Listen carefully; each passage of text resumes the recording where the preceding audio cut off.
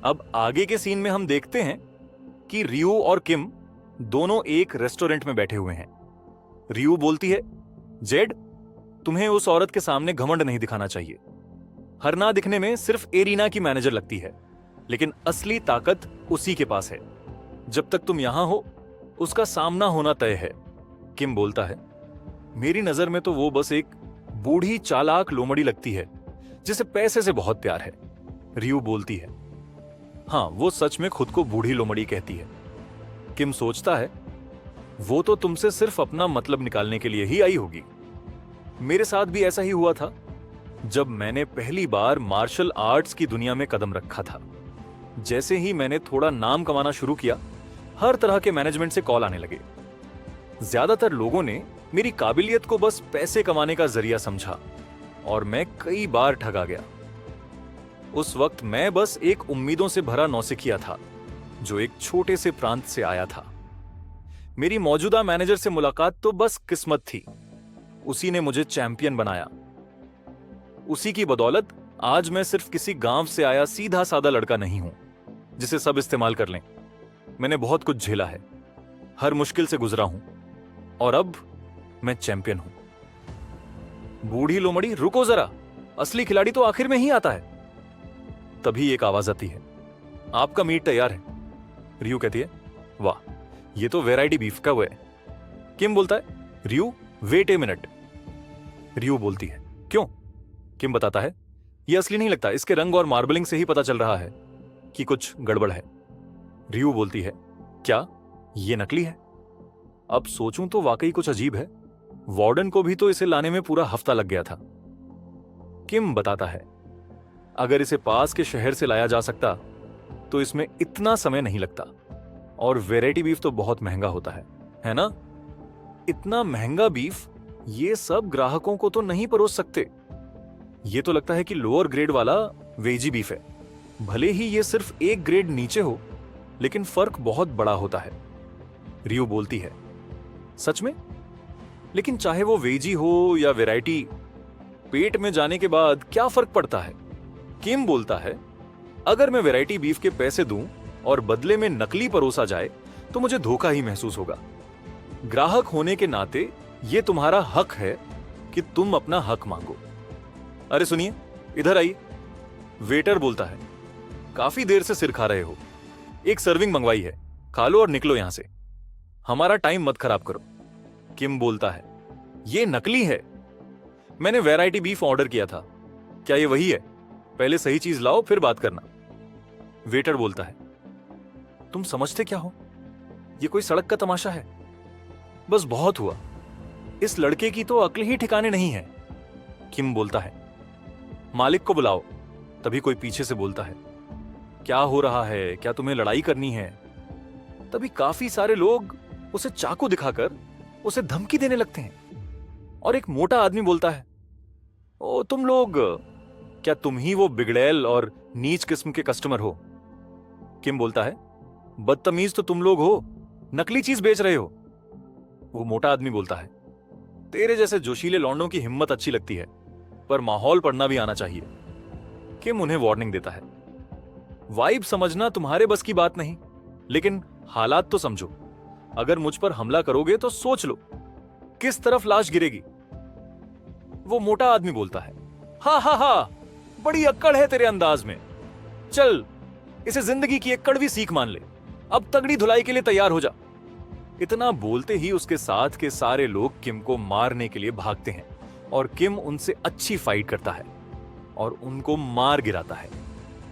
यह सब देखकर मोटा आदमी शॉक्ड हो जाता है और रियो बोलती है, कमाल हो तुम किम, लेकिन जानते हो ये कौन है? इसने खुद आईसीएस को गिरा दिया था। वो मोटा आदमी बोलता है, आईसीएस की हार की बात सुनकर तो मैंने मजाक समझकर छोड़ दिया था, लेकिन क्या वो सच में हुआ था? ये सब सुनकर वो डर जाता है और बोलता है, अब बताओ तुम मुझसे क्या चाहते हो? किम बोलता है, अब बात सही दिशा में जा रही है, मुझे बस न्यायपूर्ण मुआवजा चाहिए। मैं एक जिम्मेदार इंसान हूं। मुआवजे के 2 शर्तें हैं। पहली, जो पैसे तुमने हमसे लिए वो वापस करो। दूसरी, अब से हम यहां जो बीफ खाएंगे उसका पूरा खर्च तुम दोगे। और हां, दाम वैरायटी बीफ वाले लगेंगे। वो मोटा डर से बोलता है, ठीक है, जैसा तुम बोलो। अब हमें कुछ समय बाद का सीन दिखाया जाता है जिसमें किम और रियू एक होटल में हैं और वह अपने बेड पर है। रियू बोलती है, इतना नरम बिस्तर तो मैंने पहले कभी नहीं देखा, कमाल है। और जेड, आज तुम वाकई जबरदस्त थे, एकदम वैसे ही जैसे किसी नॉवेल का हीरो होना चाहिए। किम बोलता है, गलत अफवाह बाहर निकली तो रेस्टोरेंट डूब सकता है, खासकर उनके लिए जिनके पास कोई सौदेबाजी की ताकत नहीं होती। बातचीत की टेबल असल में नर्क से कम नहीं होती। रियू बोलती है, मैंने कभी किसी का चेहरा इतना लाल होते नहीं देखा था। खैर, थैंक्स टू यू, अब तो मेरी लाइफ मजे में चल रही है। किम बोलता है, ठीक है, सो जाओ अब। रियू और किम दोनों सो रहे होते हैं, पर आधी रात में रियू अपने बेड से उठकर कहीं जा रही होती है और इस सब का पता कहीं ना कहीं किम को भी होता है। अब हमें कुछ दिन बाद का सीन दिखाया जाता है जिसमें किम एक्सरसाइज कर रहा होता है। रियू बोलती है, मैंने कहा ना मुझे भूख लगी है, हम खाना कब खाने वाले हैं? तुम तो कभी रुकते ही नहीं, हमेशा बिना रुके ट्रेनिंग करते रहते हो। आखिरकार जादूगरों को पसीना बहाना टाइम से भी ज्यादा बुरा लगता है। वैसे क्या ये इसलिए है कि तुम्हारे पास माना नहीं है, इसीलिए तुम अपनी बॉडी ट्रेन कर रहे हो? किम बोलता है, कुछ ऐसा ही समझ लो। रियू बोलती है, क्या? किम बताता है, लेकिन सच कहूं कुछ भी बढ़ नहीं रहा। दिन में कितनी ही बार स्टैट स्क्रीन चेक कर लूं, हर बार वैसा ही दिखता है। अब तो ऐसा लगने लगा है कि जैसे मुझ पर कोई श्राप ही है। शायद 0 से 1 तक जाना ही सबसे मुश्किल होता है, जैसे कुछ ना होते हुए भी कुछ बनाना। इसलिए वक्त लग रहा है। असली बात तो वही पहला पॉइंट है। एक बार वो आ गया फिर तो सब कुछ जल्दी बढ़ेगा। किम बोलता है, वर्कआउट इज ओवर, चलो कुछ खाने चलते हैं। रियू बोलती है, आज कहां चलें? आलू का सलाद खाएं या चिकन स्टू? किम बोलता है, इस बार बीफ ट्राई करते हैं, कुछ नया हो जाए। रियू बोलती है, वाओ, आखिरकार। अब वह दोनों बाहर जाते हैं और हमें बताया जाता है कि 3 दिन हो गए हम किसी स्टीक हाउस नहीं गए। वजह साफ है, ज्यादा बवाल से बचना था। वैसे भी पहले ही दिन हमने 10 सर्विंग्स बना ली थी, तो पैसे की तो कोई कमी नहीं थी। किम पूछता है, रियू, हमारे पास कितने सोने के सिक्के बचे हैं? रियू बताती है, ज्यादा नहीं बचे हैं। अब तो इस शहर में रहना बहुत महंगा हो गया है। किम सोचता है, मैं इस गेम में 10 साल से हूं। क्या वो सोचती है कि मुझे नहीं पता? कुछ ही दिनों में 50 सोने के सिक्के उड़ाने का मतलब क्या होता है? उसे तो जैसे पैसे फेंकने की आदत है। उसे लगता है कि क्योंकि मैं एक रॉयल फैमिली से हूं तो मुझे असली दुनिया की समझ नहीं होगी। लेकिन वो क्या छुपा रही है? बस साधारण लालच या फिर जुए की लत। फिलहाल तो मैं अनदेखा कर रहा हूं कि वो थोड़ा थोड़ा पैसा अपनी जेब में डाल रही है, क्योंकि अब तक कोई सीधा धोखा नहीं दिखा। मगर मैं इसे हमेशा यूं ही नहीं चलने दे सकता। शायद अगर मैं ये समझ जाऊं कि वो ऐसा क्यों कर रही है तो मुझे सारी बात समझ आ जाएगी। अब सीन शिफ्ट होता है और हमें रेस्टोरेंट का सीन दिखाया जाता है जिसमें एक कर्मचारी कह रहा होता है कि अब बॉस, वो दोनों आ गए। वो मोटा आदमी जो उस रेस्टोरेंट का ऑनर है वो बोलता है, रियली? इस लड़के का घमंड उसकी हैसियत से कहीं ज्यादा है। एक बच्चे के हाथों ऐसी इंसल्ट सहना उसके बस की बात नहीं। मैंने पहले ही कहा था ना, तैयार रहना। अब किम और रियू के लिए खाना लग गया है। रियू बोलती है, वाह, ये सब कितने का होगा? वेटर बोलता है, मैंने आपके लिए भरपूर मांस तैयार करवाया है, कृपया बिना हिचक के लें। अगर आपको और कुछ चाहिए हो तो बस आवाज दे दीजिए। किम बोलता है, नो थैंक्स। और किम कुछ सोचता है कि ये लोग अचानक इतने फ्रेंडली क्यों हो गए। जब मैं अंदर आया था और जगह को गौर से देखा था तो वहां कोई ऐसा नहीं दिखा जो किसी हत्यारे जैसा लगे। रेस्टोरेंट का अंदरूनी माहौल भी पिछली बार जैसा ही था। तो फिर ये सब हंगामा किस बात का है? रियो बोलती है, तुम्हें भूख नहीं लग रही क्या? लो, ये खास तुम्हारे लिए बनाया है, स्पेशल रैप, एक ही बार में खा लो। किम सोचता है, फिलहाल हमें हर सिचुएशन पर नजर बनाए रखनी होगी। अगर हम हर हरकत पर ध्यान दें तो जल्द ही पता चल जाएगा कि वो लोग किस चाल को चल रहे हैं। किम चिल्लाता है, थूक दो उसे, वो मांस मत खाना। तभी रियू उसे खाने को थूक देती है और बोलती है, जहर? मतलब मैं मरने वाली हूं?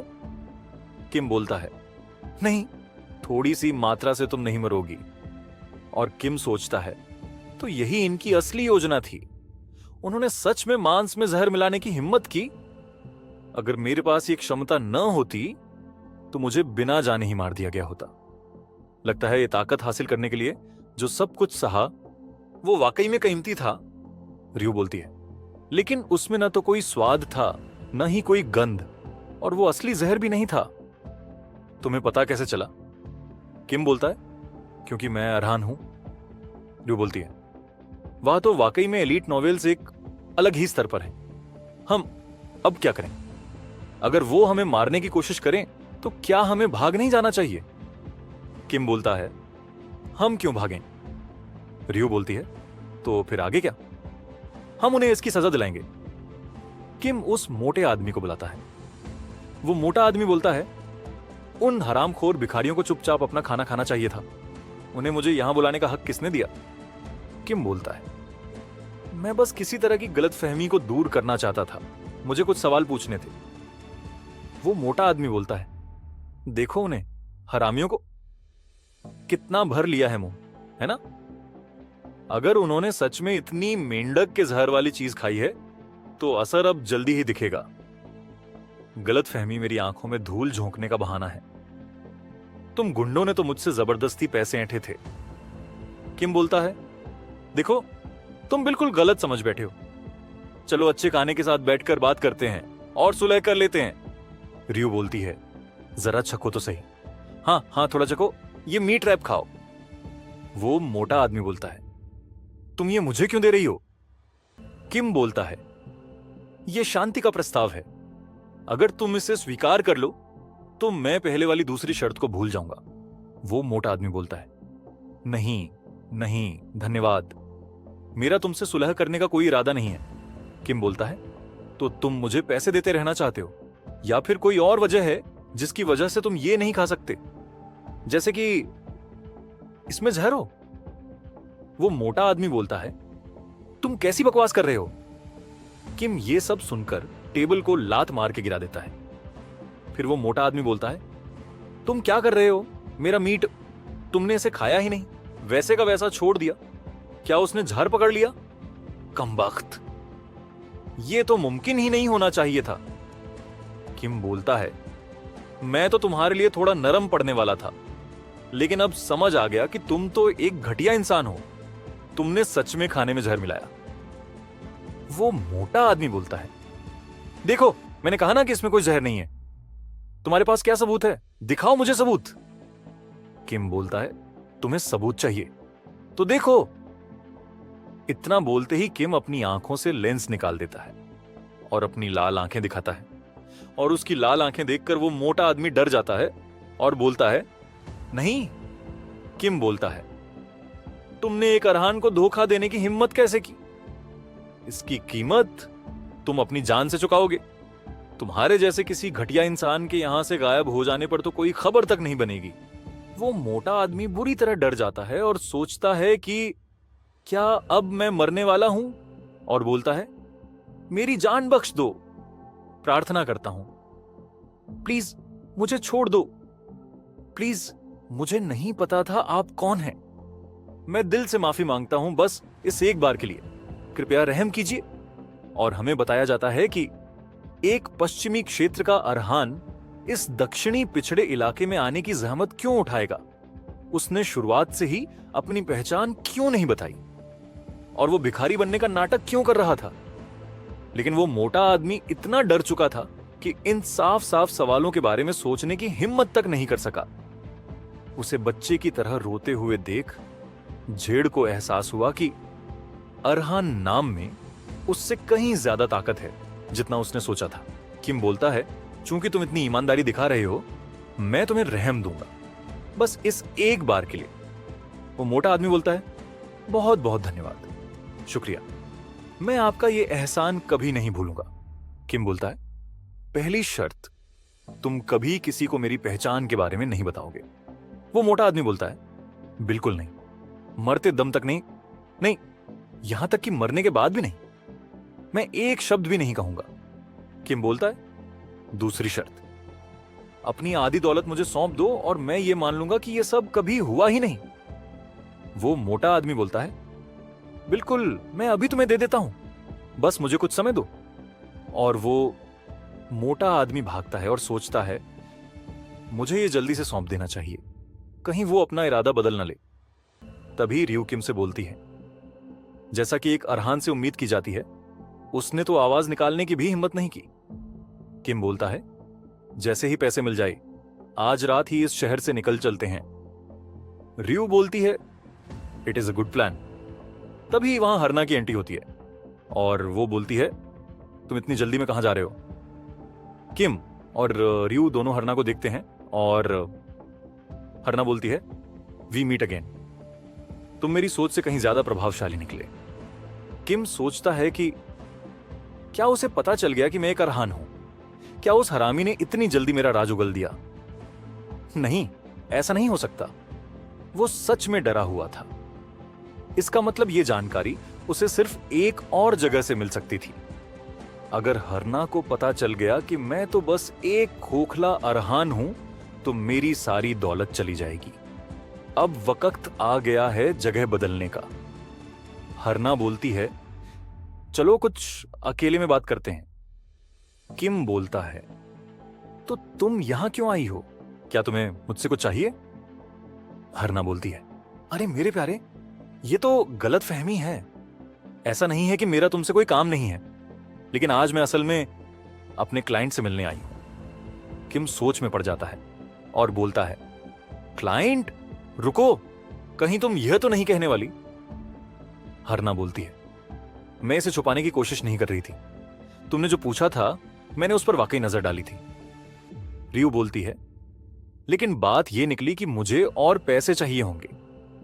क्या यह तो हमारी बात नहीं हुई थी? तुम्हें पता भी है कि मैं तुम्हें अब तक कितना चुका चुकी हूं?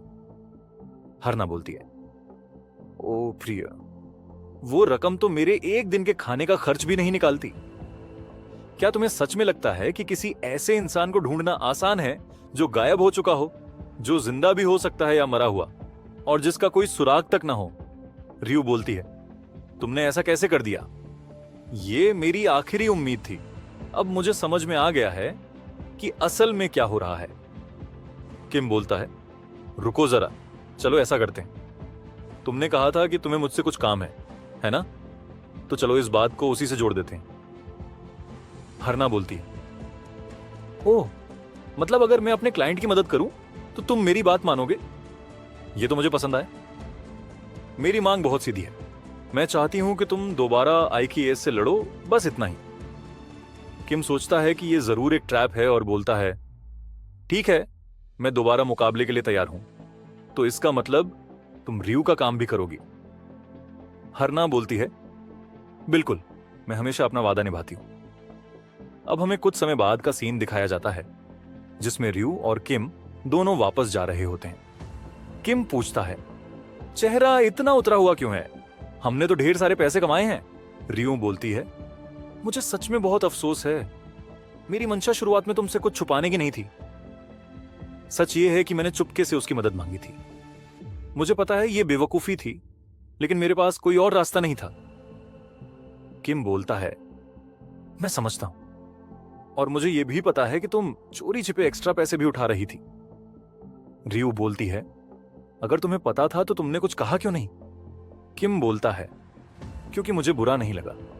तुमने जो मदद की थी वो उतनी कीमत की तो थी ही, लेकिन मैं हमेशा इसे नजरअंदाज नहीं कर सकता। अब से मुझसे कुछ मत छुपाना, सब कुछ साफ साफ बताना। दुनिया की सबसे घिनौनी चीज है भरोसे को तोड़ना। फर्क नहीं पड़ता तुम कहां से आई हो, लेकिन खुद को कभी भी बेकार मत बनने देना। रियू बोलती है, ठीक है, कसम खाती हूं कि मैं ऐसा फिर कभी नहीं करूंगी। रियू बोलती है, दोबारा मुकाबला मत करो, चलो बस पैसे लेकर भाग चलते हैं जैसे हमने प्लान किया था। किम बोलता है, और तुम्हारे भाई की बात का क्या होगा? रियू बोलती है, तुम सच्चाई जानते हो, वो औरत हमें फिर से धोखा देने वाली है। हमें बताया जाता है कि रियू इतनी बेवकूफ नहीं है कि हरना जैसी औरत के झांसे में आ जाए। लेकिन फिर भी वो उसके पास गई। ये दिखाता है कि वो कितनी मजबूर थी। उसे पता था कि ये सौदा खराब है, लेकिन उसके पास कोई और रास्ता नहीं था। और हरना उन बड़ों में से है जो मजबूर बच्चों को धोखा देती हैं। किम बोलता है, मुझे पता है कि मैं भी जाने का सोच रहा था, लेकिन मैंने अपना इरादा बदल लिया। रियू बोलती है, लेकिन तुम सच में दोबारा मुकाबला करने जा रहे हो। मुझे तुम्हारी काबिलियत पर भरोसा है, लेकिन हरना जरूर कोई गंदी चाल चलेगी। किम बोलता है, इसीलिए तो मैं ये करना चाहता हूं। जब मैं किसी घटिया चीज को देखता हूं तो उसे साफ करना मुझे अच्छा लगता है। रियू बोलती है, पर क्यों? किम बोलता है, और साथ ही ऐसे प्रतिद्वंद्वी को हराना जो पूरी जान लगाकर लड़ रहा हो, वही तो सबसे शानदार एहसास होता है ना? अब हमें उधर कैरियन जेल का सीन दिखाया जाता है। एक सिपाही बोलता है, सर सैनिक तैयार हो चुके हैं। चीफ बोलता है, अच्छा, पहली टुकड़ी तुरंत रवाना हो जाए। उस कमबख्त चूहे को, वो तो मेरी आंखों के सामने ही छुपा बैठा था। इस बार मैं उसे हमेशा के लिए कुचल दूंगा।